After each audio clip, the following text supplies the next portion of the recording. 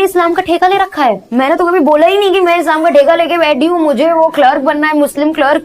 I have openly said that I do not believe in religions, but still तुम्हें तो शर्म आनी चाहिए मुसलमान होके, तुम्हें तो ये होना चाहिए। आज हम अपनी मनमानी कर लेंगे सोशल मीडिया में कामयाब होने के लिए बेपर्दगी से, और नामहरमों के सामने आके अपने आप को हो सकता है अपना चैनल मोनेटाइज कर लें, लेकिन एक न एक दिन तो सबको पर्दा करना ही पड़ेगा।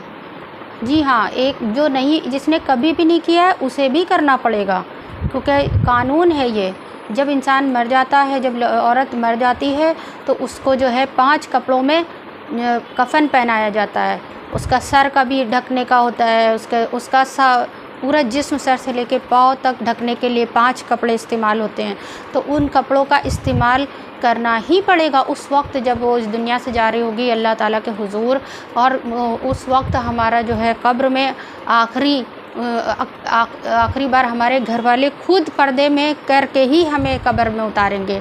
तो हमें चाहिए कि हम अल्लाह की रज़ा के लिए अपनी ज़िंदगी में ही अपने आप को पर्दे में कर लें, तो इंशाअल्लाह ताला कामयाब होंगे।